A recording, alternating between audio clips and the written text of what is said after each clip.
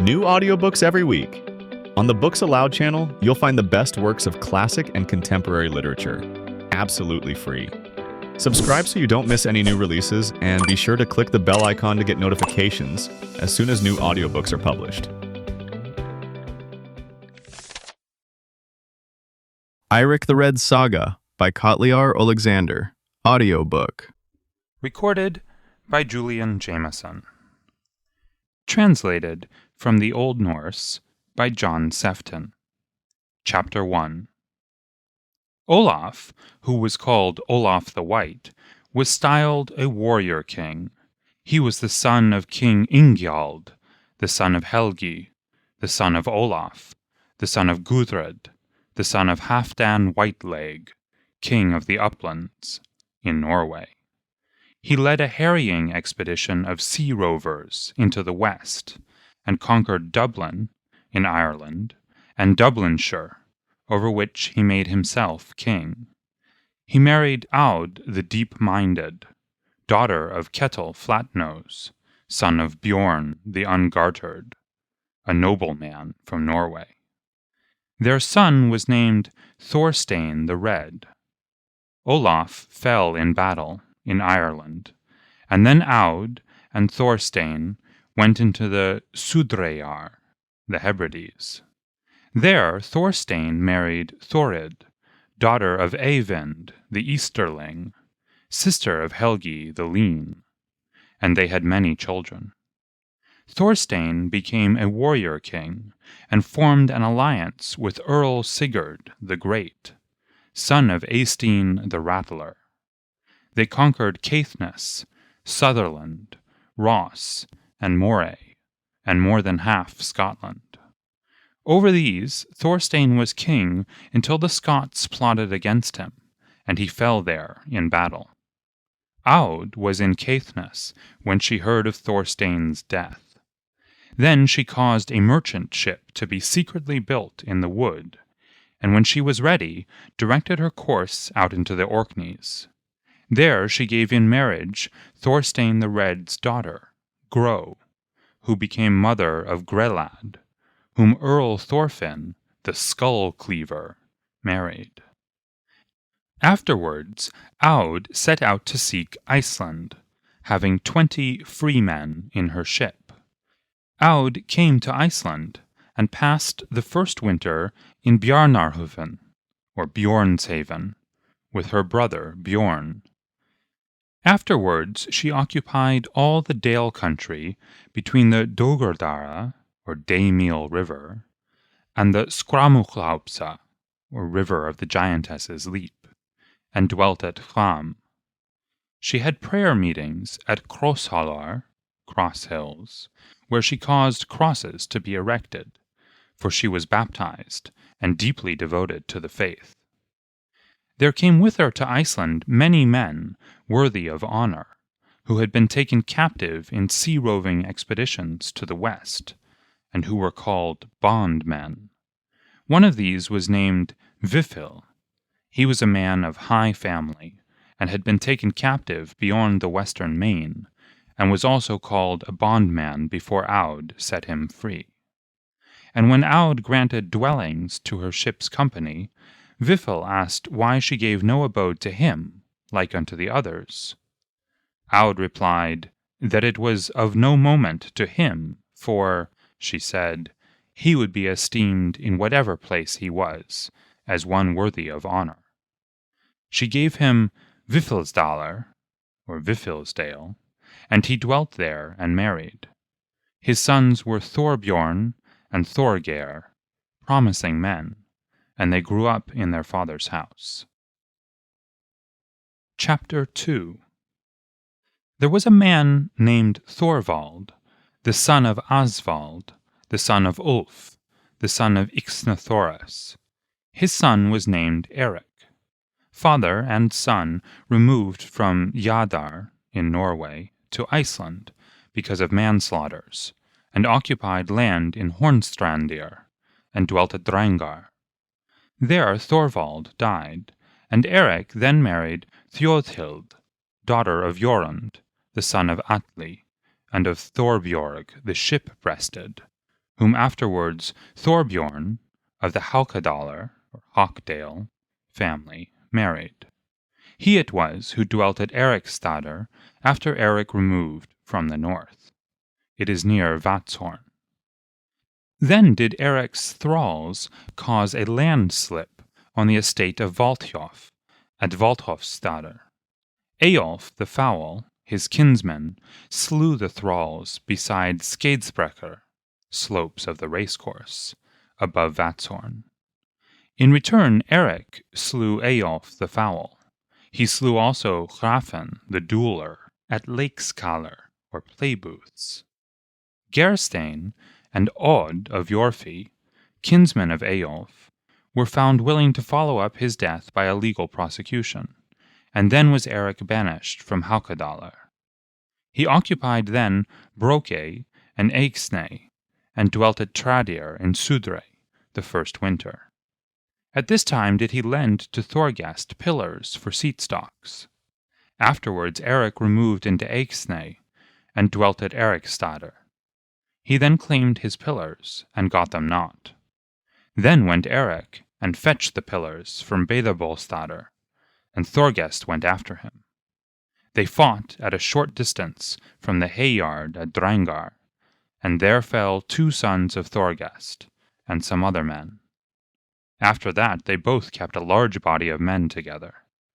Steyr gave assistance to Eirik, as also did Eyjolf of Svini, Thorbjorn Vifilson, and the sons of Thorbrand of Alptafjordr, Swanfirth.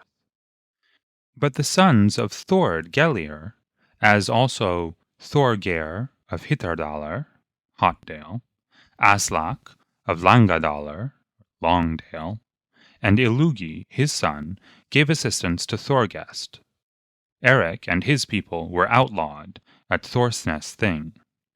He prepared a ship in Eriksvagr, or creek, and Eyjolf concealed him in Dumanarvagr, while Thorgest and his people sought him among the islands.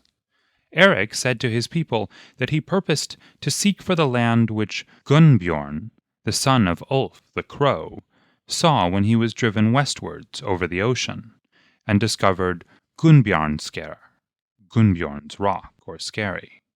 He promised that he would return to visit his friends if he found the land. Thorbjorn and Eyjolf and Styr accompanied Eirik beyond the islands.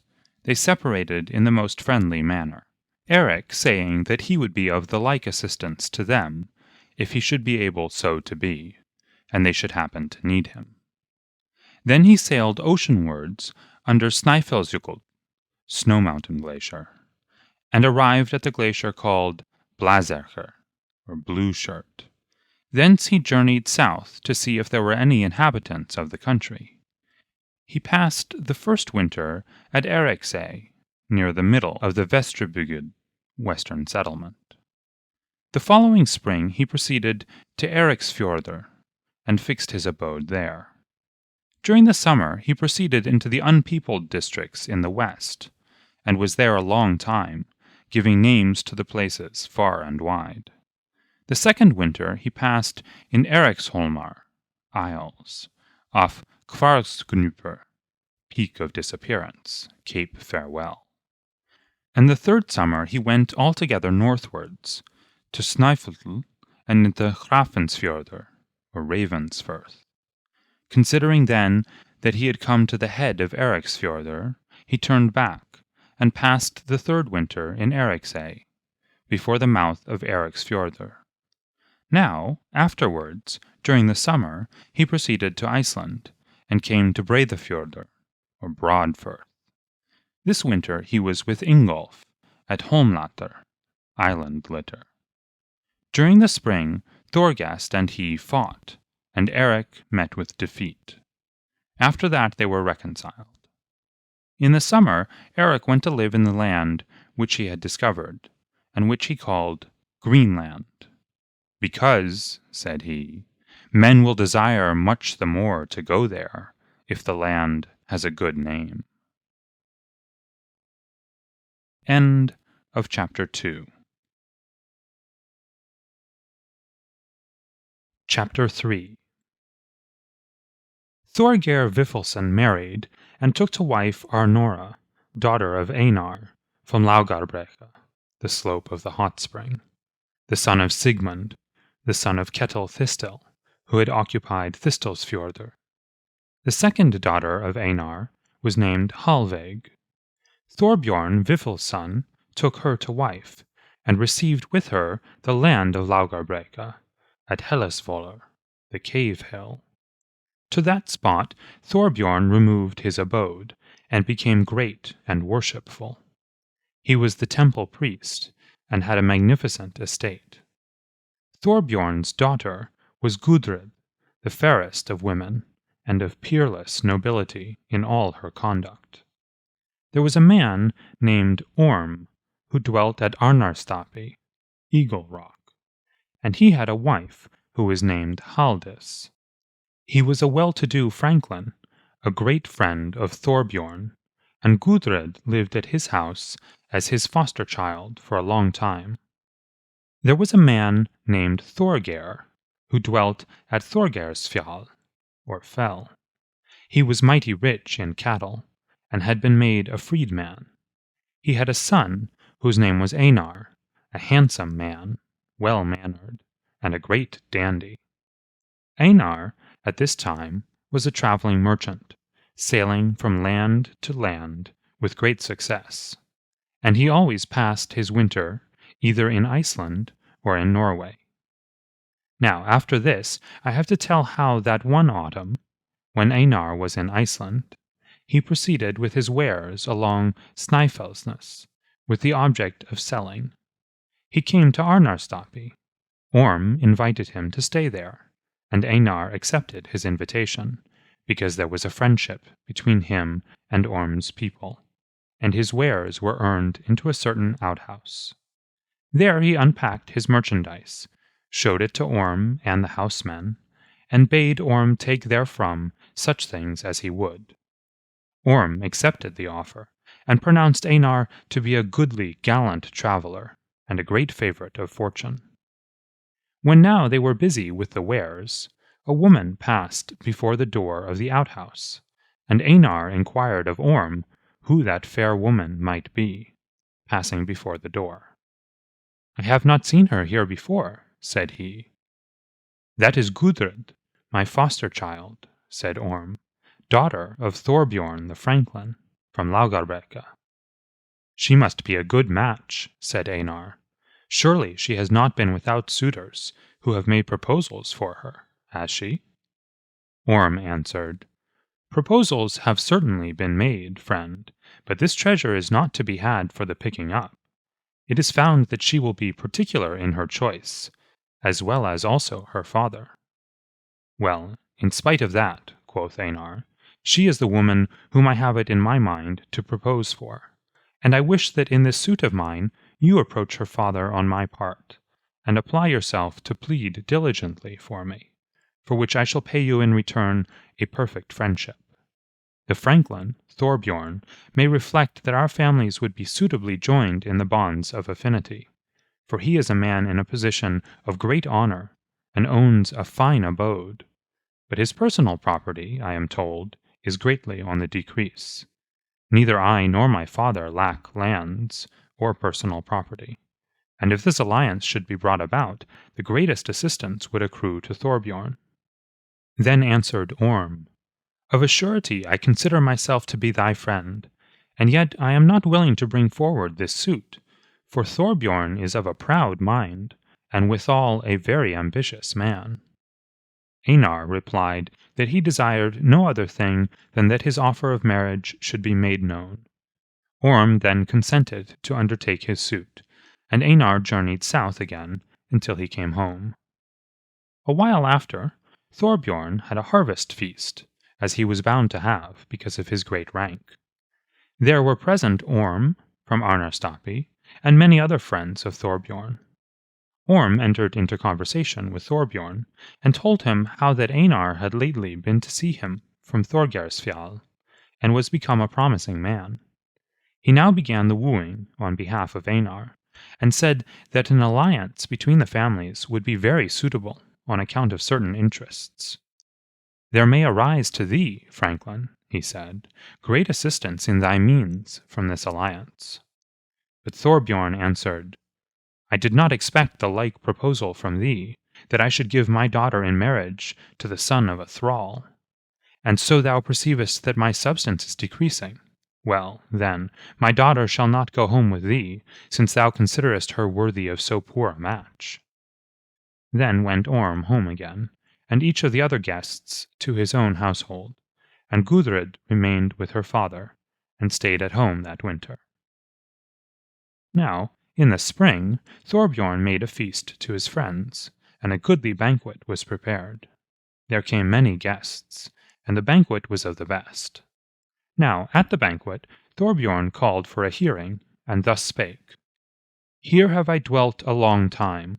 I have experienced the good will of men and their affection towards me, and I consider that our dealings with one another have been mutually agreeable.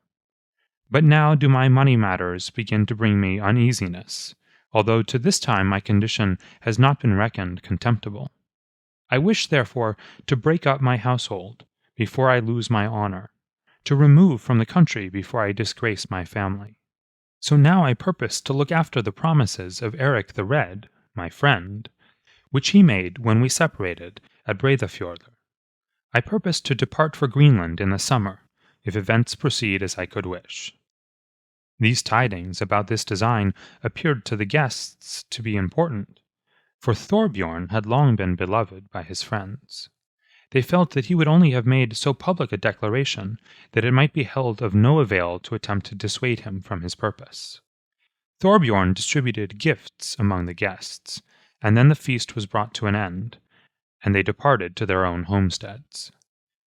Thorbjorn sold his lands, and bought a ship which had been laid up on shore at the mouth of the Hraunhofen, harbour of the lava field. 30 men ventured on the expedition with him. There was Orm from Arnarstapi, and his wife, and those friends of Thorbjorn who did not wish to be separated from him.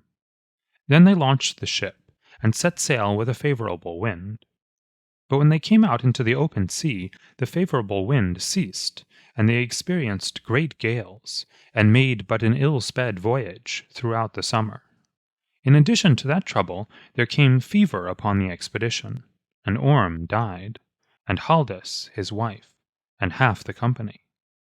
Then the sea waxed rougher, and they endured much toil and misery in many ways, and only reached Herjolfsnes in Greenland at the very beginning of winter. There dwelt at Herjolfsnes the man who was called Thorkel. He was a useful man, and most worthy franklin. He received Thorbjorn and all his ship's company for the winter, assisting them in right noble fashion. This pleased Thorbjorn well, and his companions in the voyage. At that time there was a great dearth in Greenland. Those who had been out on fishing expeditions had caught little, and some had not returned. There was in the settlement the woman whose name was Thorbjorg. She was a prophetess, spy queen, and was called Littlvolva, Little Sibyl. She had had 9 sisters, and they were all spy queens, and she was the only one now living. It was a custom of Thorbjorg, in the winter time, to make a circuit, and people invited her to their houses, especially those who had any curiosity about the season, or desired to know their fate. And inasmuch as Thorkel was chief franklin thereabouts, he considered that it concerned him to know when the scarcity which overhung the settlement should cease. He invited, therefore, the spy queen to his house, and prepared for her a hearty welcome, as was the custom wherever a reception was accorded a woman of this kind. A high seat was prepared for her, and a cushion laid thereon in which were poultry feathers. Now, when she came in the evening, accompanied by the man who had been sent to meet her, she was dressed in such wise that she had a blue mantle over her, with strings for the neck, and it was inlaid with gems quite down to the skirt. On her neck she had glass beads. On her head she had a black hood of lambskin, lined with ermine. A staff she had in her hand, with a knob thereon. It was ornamented with brass, and inlaid with gems round about the knob. Around her she wore a girdle of soft hair, and therein was a large skin bag, in which she kept the talismans needful to her in her wisdom. She wore hairy calf-skin shoes on her feet, with long and strong-looking thongs to them, and great knobs of latten at the ends. On her hands she had gloves of ermine skin, and they were white and hairy within.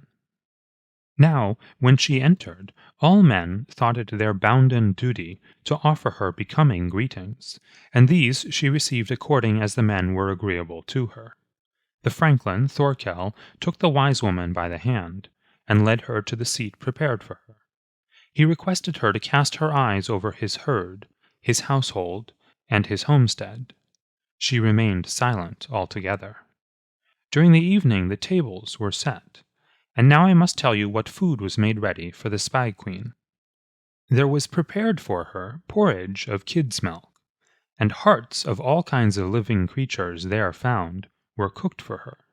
She had a brazen spoon, and a knife with a handle of walrus tusk, which was mounted with 2 rings of brass, and the point of it was broken off.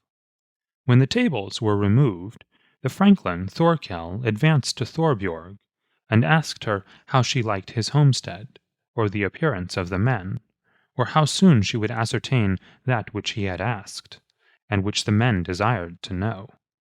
She replied that she would not give answer before the morning, after she had slept there for the night. And when the next day was far spent, the preparations were made for her which she required for the exercise of her enchantments. She begged them to bring to her those women who were acquainted with the lore needed for the exercise of the enchantments, and which is known by the name of weird songs. But no such women came forward.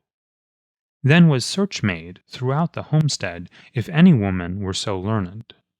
Then answered Gudrid, I am not skilled in deep learning, nor am I a wise woman, although Halldis, my foster-mother, taught me in Iceland the lore which she called weird songs.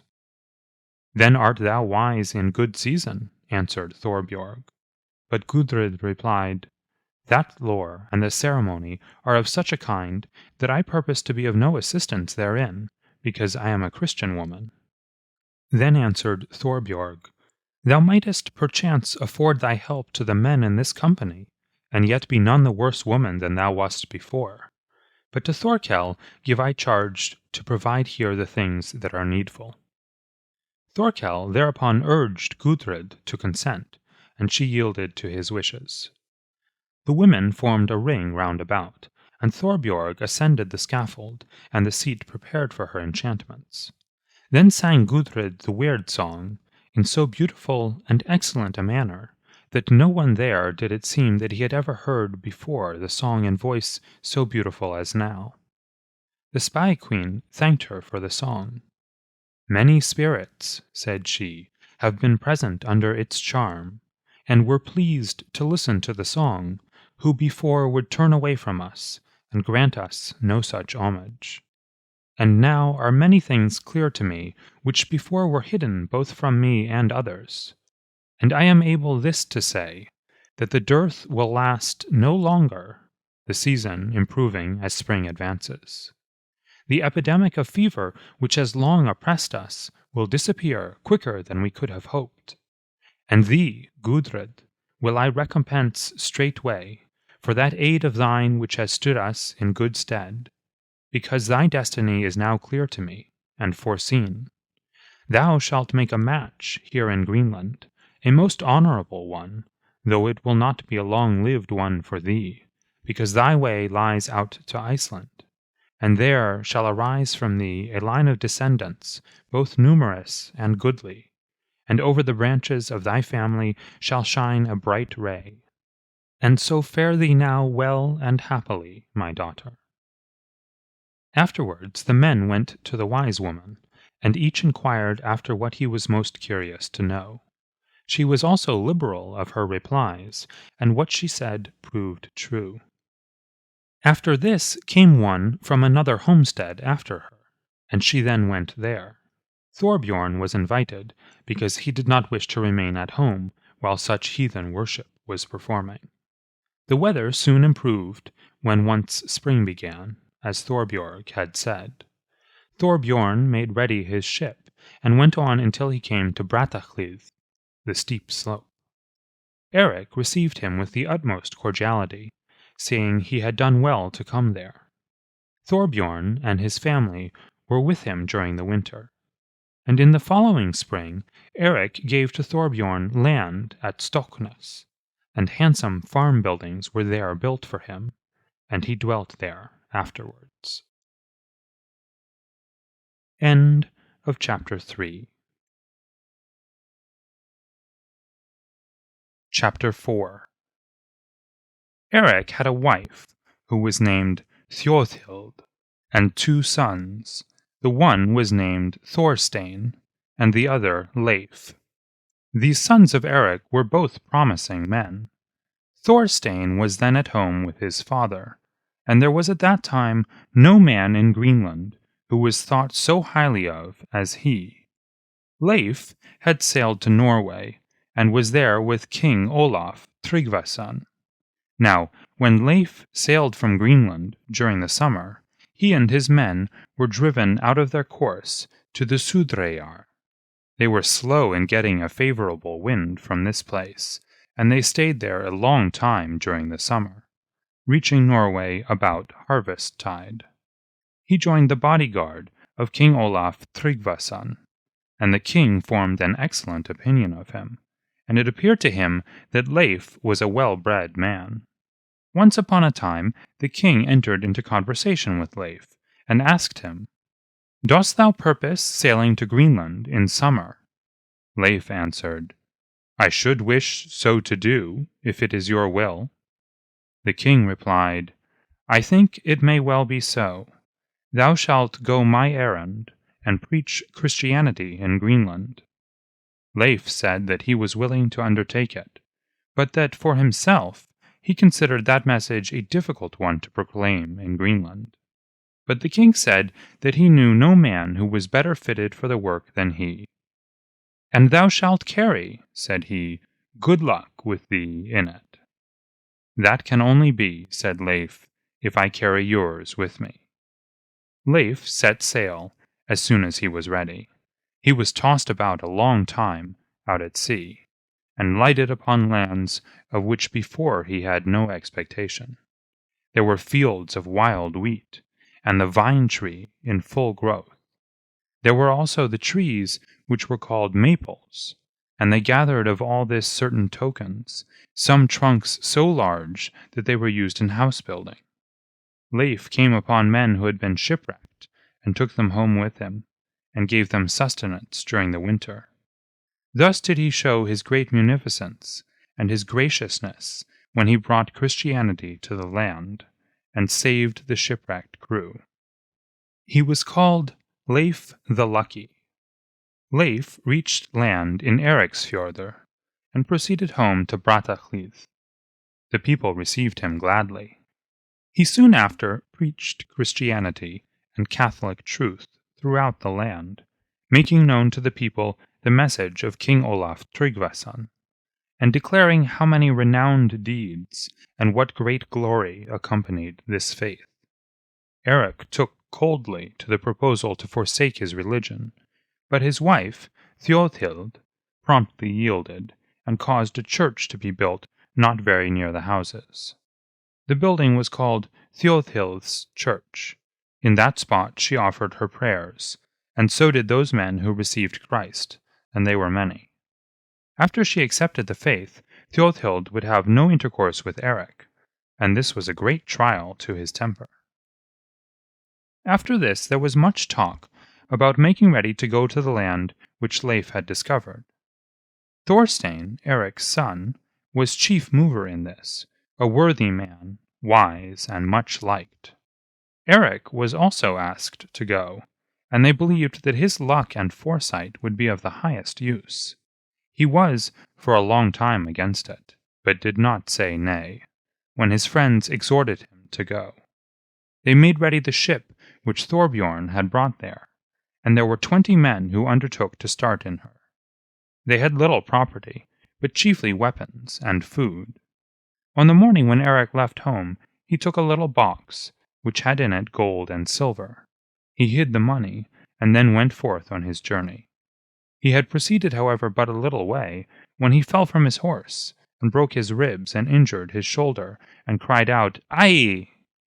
At this accident he sent word to his wife that she should take away the money that he had hidden, declaring his misfortune to be a penalty paid on account of having hid the money.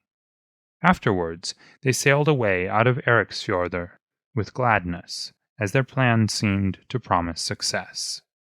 They were driven about for a long time on the open sea, and came not into the track which they desired. They came in sight of Iceland, and also met with birds from the coast of Ireland. Then was their ship tossed to and fro on the sea. They returned about harvest-tide, worn out by toil and much exhausted, and reached Eriksfjordr at the beginning of winter. Then spake Eirik, "You were in better spirits in the summer, when you went forth out of the firth, than you are in now, and yet for all that there is much to be thankful for." Thorstein replied, "It is a chieftain's duty now to look after some arrangement for these men, who are without shelter, and to find them food." Eirik answered, "That is an ever true saying, 'You know not until you have got your answer.' I will now take thy counsel about this." All those who had no other abodes were to go with the father and the son. Then came they to land, and went forth home. Chapter 5. Now, after this, I have to tell you how Thorstein, Eirik's son, began wooing Gudrid, Thorbjorn's daughter. To his proposals a favourable answer was given, both by the maid herself and also by her father. The marriage was also arranged, so that Thorstein went to take possession of his bride, and the bridal feast was held at Brattahlid in the autumn. The banquet went off well, and was numerously attended. Thorstein owned a homestead in the Vestribygd, on the estate known as Lysufjordr, Shining Firth. The man who was called Thorstein owned the other half of the homestead. His wife was called Sigrid. Thorstein went during the autumn to Lysufjordr, to his namesake, both he and Gudrid. Their reception was a welcome one. They were there during the winter. When little of the winter was past, the event happened there that fever broke out on their estate. The overseer of the work was named Garth. He was an unpopular man. He took the fever first, and died. Afterwards, and with but little intermission, one took the fever after another, and died. Then Thorstein, Eirik's son, fell ill, and also Sigrid, the wife of his namesake, Thorstein. And one evening Sigrid left the house, and rested a while opposite the outer door, and Gudrid accompanied her. And they looked back towards the outer door, and Sigrid screamed out aloud. Gudrid said, "We have come forth unwarily, and thou canst in no wise withstand the cold. Let us even go home as quickly as possible." "It is not safe as matters are," answered Sigrid. "There is all that crowd of dead people before the door. Thorstein, thy husband also, and myself, I recognize among them, and it is a grief thus to behold." And when this passed away, she said, "Let us now go, Gudrid. I see the crowd no longer." Thorstein, Eirik's son, had also disappeared from her sight. He had seemed to have a whip in his hand, and to wish to smite the ghostly troop. Afterwards they went in, and before morning came she was dead, and a coffin was prepared for the body. Now, the same day, the men purposed to go out fishing, and Thorstein led them to the landing places, and in the early morning he went to see what they had caught. Then Thorstein, Eirik's son, sent word to his namesake to come to him, saying that matters at home were hardly quiet, that the housewife was endeavouring to rise to her feet and to get under the clothes beside him, and when he was come in she had risen upon the edge of the bed. Then took he her by the hands, and laid a poleaxe upon her breast. Thorstein, Eirik's son, died near nightfall. Thorstein the franklin bade Gudrid to lie down and sleep, saying that he would watch over the body during the night. So she did, and when a little of the night was past, Thorstein, Erik's son, sat up and spake, saying he wished Gudrid to be called to him, and that he wished to speak with her. God wills, he said, that this hour be given to me for my own, and the further completion of my plan. Thorstein, the franklin, went to find Gudrid, and waked her, begged her to cross herself, and to ask God for help, and told her what Thorstein, Erik's son, had spoken with him. And he wishes, said he, to meet with thee. Thou art obliged to consider what plan thou wilt adopt, because I can in this issue advise thee in no wise. She answered, It may be that this wonderful thing, has regard to certain matters, which are afterwards to be had in memory. And I hope that God's keeping will test upon me, and I will, with God's grace, undertake the risk and go to him, and know what he will say, for I shall not be able to escape if harm must happen to me. I am far from wishing that he should go elsewhere. I suspect, moreover, that the matter will be a pressing one. Then went Gudrid and saw Thorstein. He appeared to her as if shedding tears. He spake in her ear, in a low voice, certain words which she alone might know. But this he said so that all heard. That those men would be blessed who held the true faith, and that all salvation and mercy accompanied it, and that many nevertheless held it lightly. It is, said he, no good custom which has prevailed here in Greenland, since Christianity came, to bury men in unconsecrated ground, with few religious rites over them. I wish for myself, and for those other men who have died, to be taken to the church.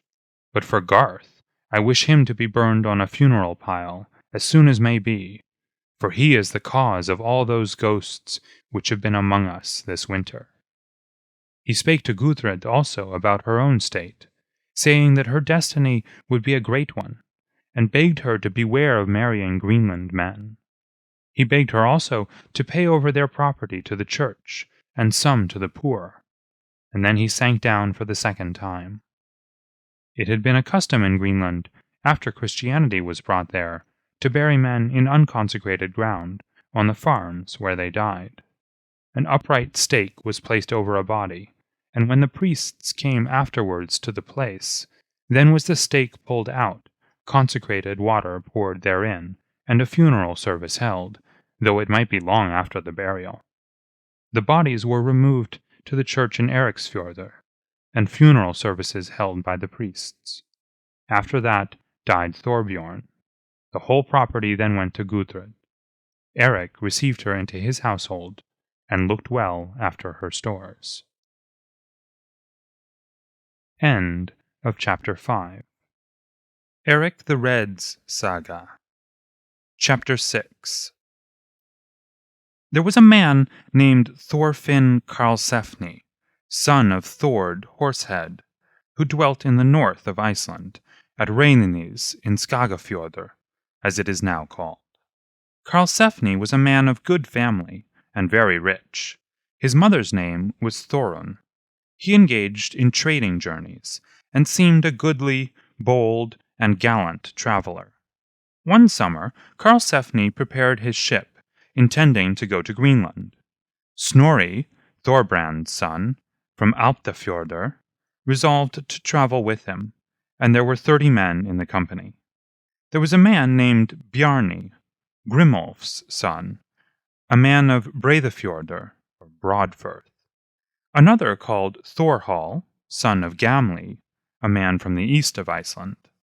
They prepared their ship the very same summer as Karlsefni, with intent also to go to Greenland.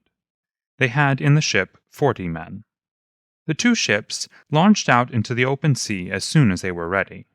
It is not recorded how long a voyage they had. But after this, I have to tell you that both these ships came to Eriksfjordr about autumn. Eirik rode down to the ships with other men of the land, and a market fair was promptly instituted.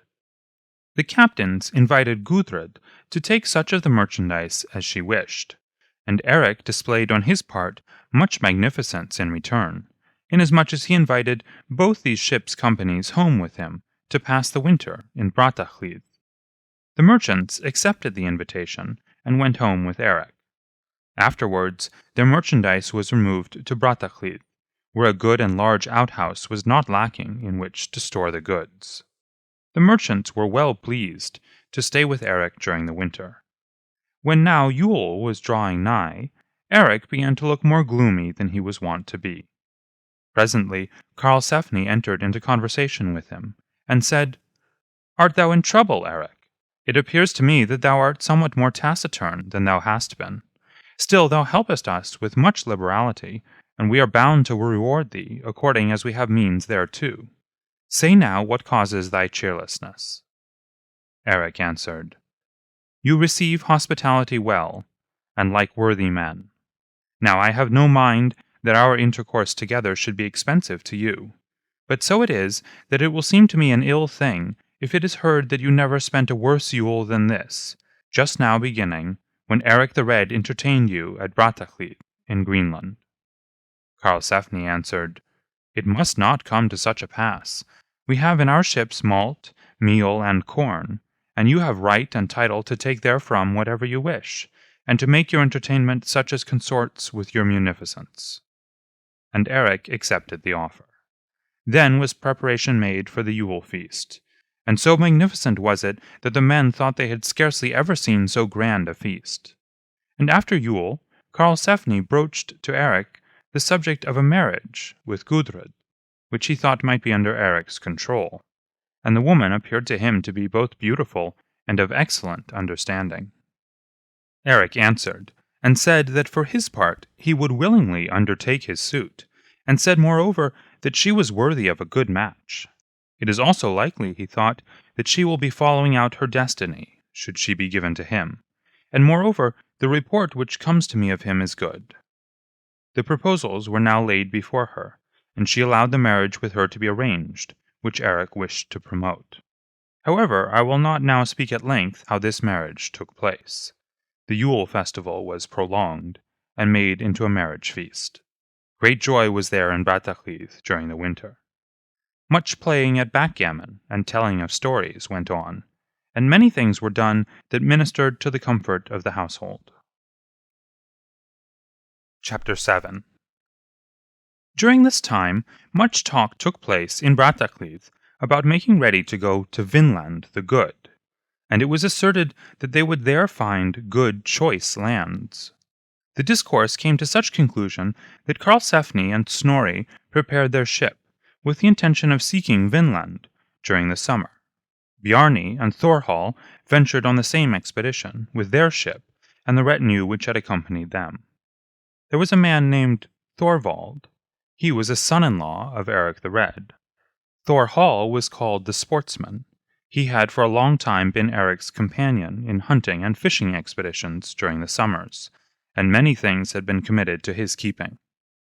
Thorhall was a big man, dark and of gaunt appearance, rather advanced in years, overbearing in temper, of melancholy mood, silent at all times, underhand in his dealings, and withal given to abuse, and always inclined towards the worst.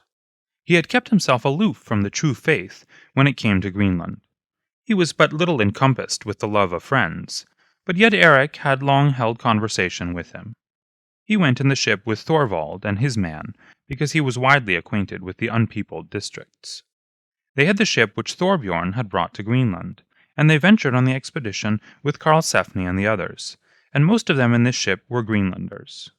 There were 160 men in their ships.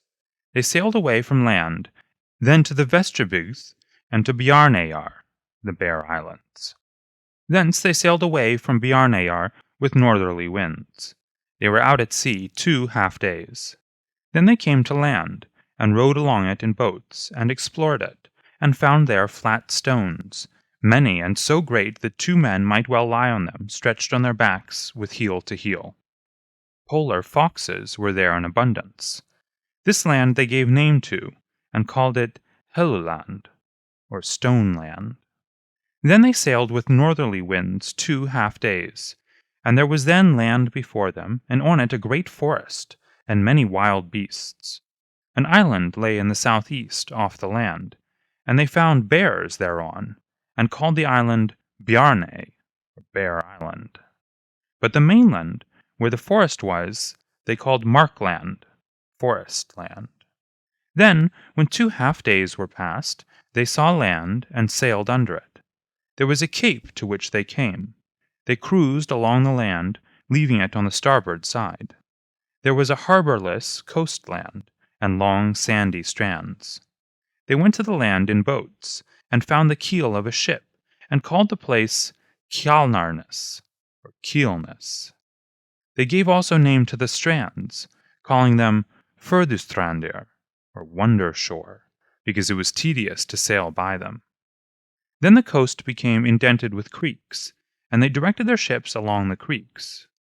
Now before this, when Leif was with King Olaf Tryggvason, and the king had requested him to preach Christianity in Greenland, he gave him 2 Scotch people, the man called Haki, and the woman called Hækja. The king requested Leif to have recourse to these people if ever he should want fleetness, because they were swifter than wild beasts. Eirik and Leif had got these people to go with Karlsefni. Now, when they had sailed by Furdustrandir, they put the Scotch people on land, and requested them to run into the southern regions, seek for choice land, and come back after 3 half-days were past. They were dressed in such wise that they had on the garment which they called biafal. It was made with a hood at the top, open at the sides, without sleeves, and was fastened between the legs. A button and a loop held it together there, and elsewhere they were without clothing. Then did they cast anchors from the ships, and lay there to wait for them. And when 3 days were expired, the Scotch people leapt down from the land, and one of them had in his hand a bunch of grapes, and the other an ear of wild wheat. They said to Karlsefni that they considered they had found good and choice land. Then they received them into their ship, and proceeded on their journey to where the shore was cut into by a firth.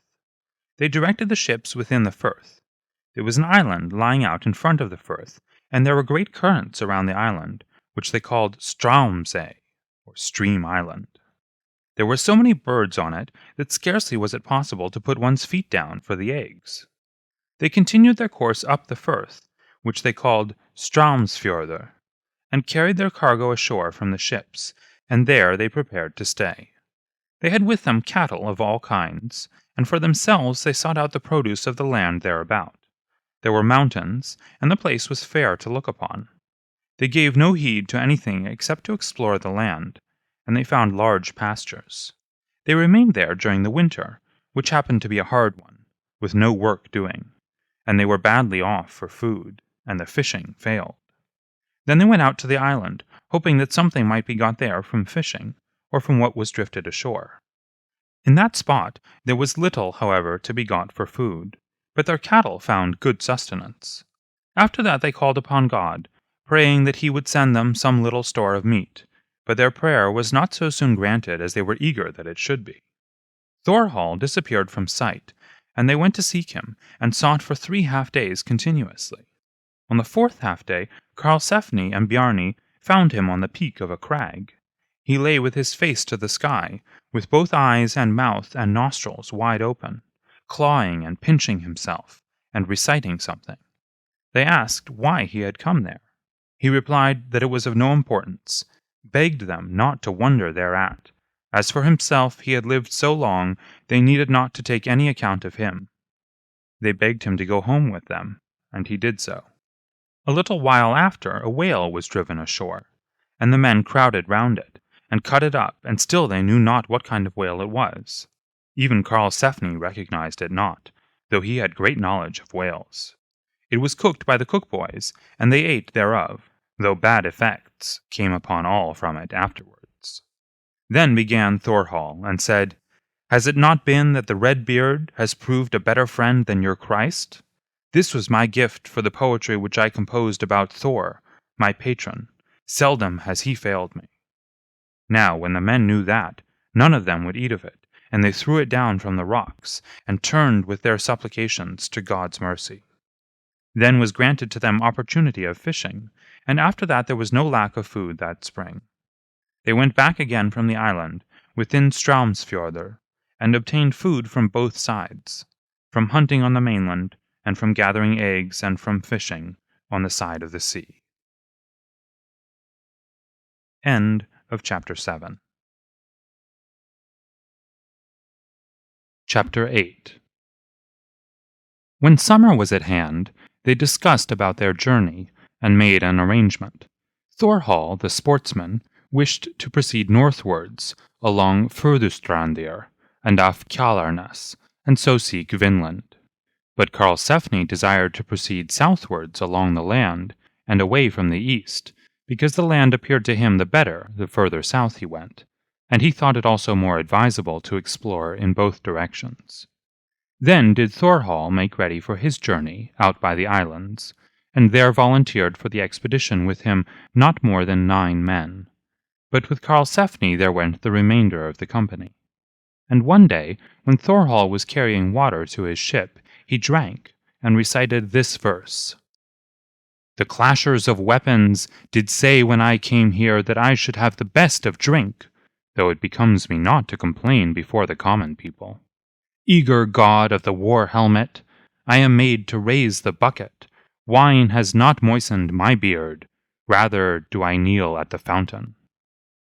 Afterwards they put to sea, and Karlsefni accompanied them by the island. Before they hoisted sail, Thorhall recited a verse: "Go we back where our countrymen are. Let us make the skilled hawk of the sand heaven explore the broad ship courses, while the dauntless rousers of the sword storm, who praise the land and cook whale, dwell on Furdustrandir." Then they left, and sailed northwards along Furdustrandir and Kjalarnes, and attempted there to sail against a wind from the west.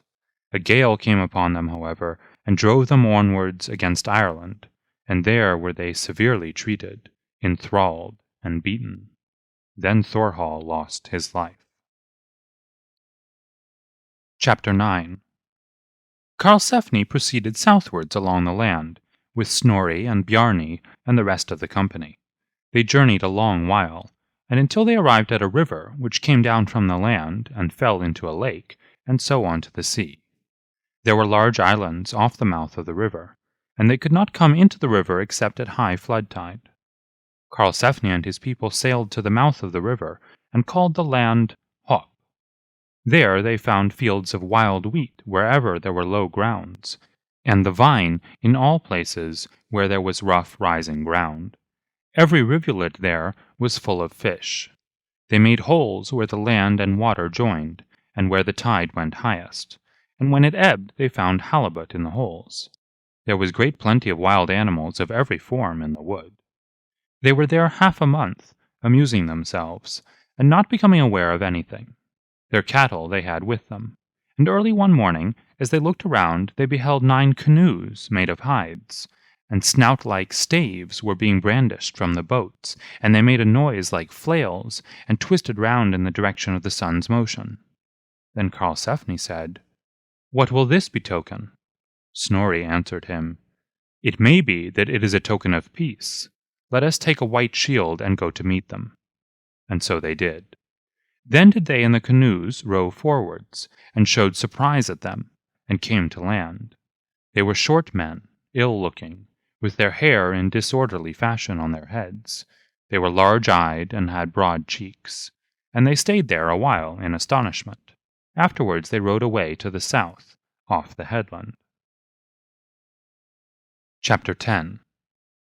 They had built their settlements up above the lake, and some of the dwellings were well within the land, but some were near the lake. Now they remained there that winter. They had no snow whatever, and all their cattle went out to graze without keepers. Now when spring began, they beheld one morning early that a fleet of hide canoes was rowing from the south off the headland. So many were they as if the sea were strewn with pieces of charcoal, and there was also the brandishing of staves, as before, from each boat. Then they held shields up, and a market was formed between them, and this people in their purchases preferred red cloth. In exchange they had furs to give, and skins quite grey. They wished also to buy swords and lances, but Karlsefni and Snorri forbade it. They offered for the cloth dark hides, and took in exchange a span long of cloth, and bound it round their heads, and so matters went on for a while. But when the stock of cloth began to grow small, then they split it asunder, so that it was not more than a finger's breadth. The Skrollingar, or Esquimaux, gave for it still quite as much, or more than before. Chapter 11. Now it came to pass that a bull, which belonged to Karlsefni's people, rushed out of the wood and bellowed loudly at the same time. The Skrollingar, frightened thereat, rushed away to their canoes, and rowed south along the coast. There was then nothing seen of them for 3 weeks together. When that time was gone by, there was seen approaching from the south a great crowd of Skrollingar boats, coming down upon them like a stream, the staves this time being all brandished in the direction opposite to the sun's motion, and the Skrollingar were all howling loudly. Then took they and bare red shields to meet them. They encountered one another and fought, and there was a great shower of missiles. The Skrollingar had also war slings, or catapults. Then Karlsefni and Snorri see that the Skrollingar are bringing up poles, with a very large ball attached to each, to be compared in size to a sheep's stomach, dark in color, and these flew over Karlsefni's company towards the land, and when they came down they struck the ground with a hideous noise. This produced great terror in Karlsefni and his company, so that their only impulse was to retreat up the country along the river, because it seemed as if crowds of Skrollingar were driving at them from all sides. And they stopped not until they came to certain crags. There they offered them stern resistance. Freydis came out and saw how they were retreating. She called out, "Why run you away from such worthless creatures, stout men that ye are, when, as seems to me likely, you might slaughter them like so many cattle? Let me but have a weapon, I think I could fight better than any of you." They gave no heed to what she said. Freydis endeavored to accompany them. Still she soon lagged behind, because she was not well. She went after them into the wood, and the Skrollingar directed their pursuit after her. She came upon a dead man, Thorbrand, Snorri's son, with a flat stone fixed in his head. His sword lay beside him, so she took it up and prepared to defend herself therewith. Then came the Skrollingar upon her.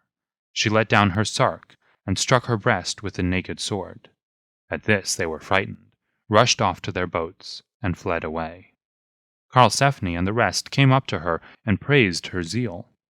2 of Karlsefni's men fell, and 4 of the Skrollingar, notwithstanding they had overpowered them by superior numbers. After that they proceeded to their booths, and began to reflect about the crowd of men which attacked them upon the land. It appeared to them now that the one troop will have been that which came in the boats, and the other troop will have been a delusion of sight. The Skrollingar also found a dead man, and his axe lay beside him. One of them struck a stone with it, and broke the axe. It seemed to them good for nothing, as it did not withstand the stone, and they threw it down. End of chapter 11. Erik the Red's Saga, chapter 12. Karlsefni and his company were now of opinion that though the land might be choice and good, there would be always war and terror overhanging them, from those who dwelt there before them. They made ready therefore to move away, with intent to go to their own land. They sailed forth northwards, and found 5 Skrollingar in jackets of skin, sleeping near the sea, and they had with them a chest, and in it was marrow of animals mixed with blood. And they considered that these must have been outlawed. They slew them. Afterwards they came to a headland, and a multitude of wild animals, and this headland appeared as if it might be a cake of cow dung, because the animals passed the winter there. Now they came to Straumsfjordr, where also they had abundance of all kinds. It is said by some that Bjarni and Freydis remained there, and 100 men with them, and went not further away. But Karlsefni and Snorri journeyed southwards, and 40 men with them, and after staying no longer than scarcely 2 months at Hop, had come back the same summer.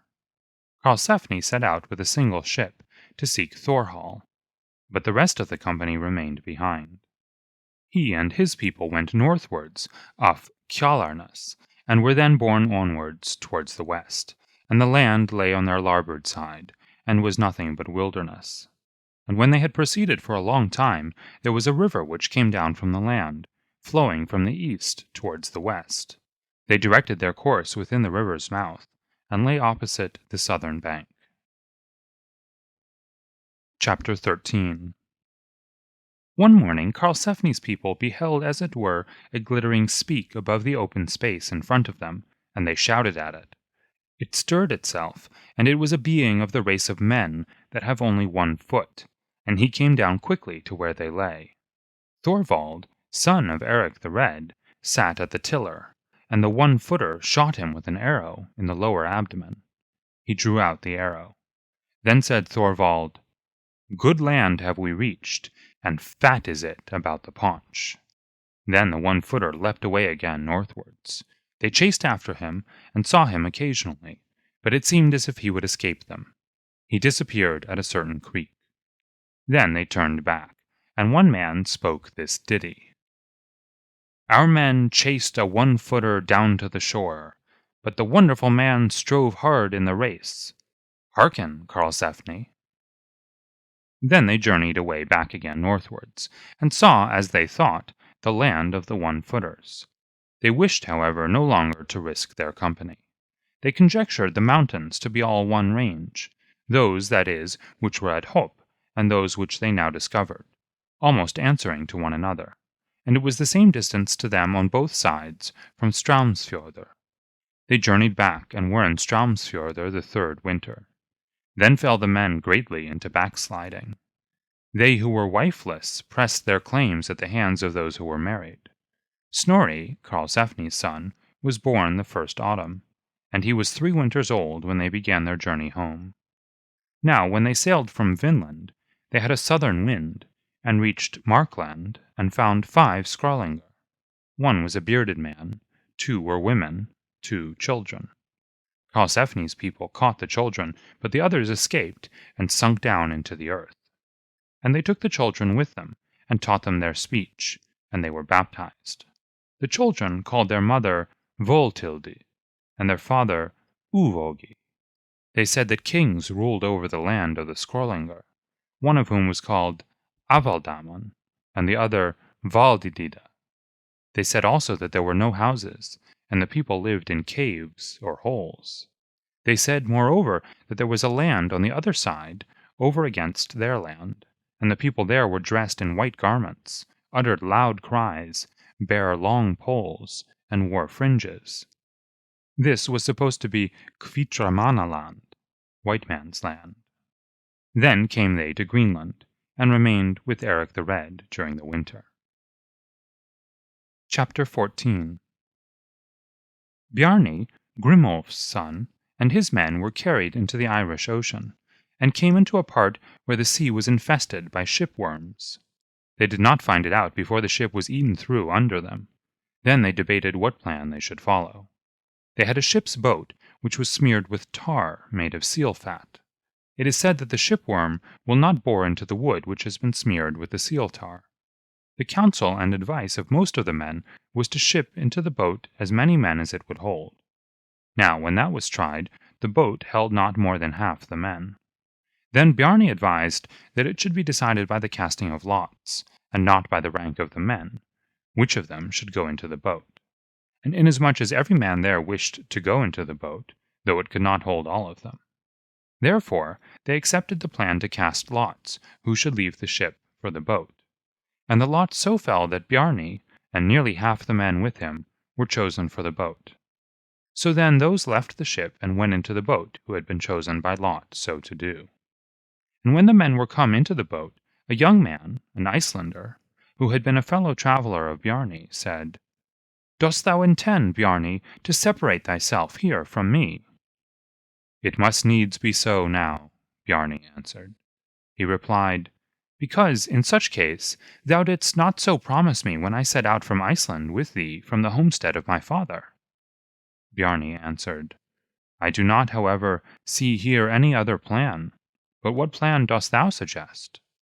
He replied, "I propose this plan, that we two make a change in our places, and thou come here, and I will go there." Bjarni answered, "So shall it be, and this I see, that thou labourest willingly for life, and that it seems to thee a grievous thing to face death." Then they changed places. The man went into the boat, and Bjarni back into the ship. And it is said that Bjarni perished there in the Worm Sea, and they who were with him in the ship. But the boat and those who were in it went on their journey until they reached land, and told this story afterwards. Chapter 15. The next summer Karlsefni set out for Iceland, and Snorri with him, and went home to his house in Reynines. His mother considered that he had made a shabby match, and she was not at home the first winter. But when she found that Gudrid was a lady without peer, she went home, and their intercourse was happy. The daughter of Snorri, Karlsefni's son, was Halfrid, mother of Bishop Thorlak, the son of Runolf. Halfrid and Runolf had a son, whose name was Thorbjorn. His daughter was Thorun, mother of Bishop Bjarn. Thorgeir was the name of a son of Snorri, Karlsefni's son. He was father of Ingvild, the mother of the first Bishop Brand. And here ends this story. End of chapter 15. End of Erik the Red saga.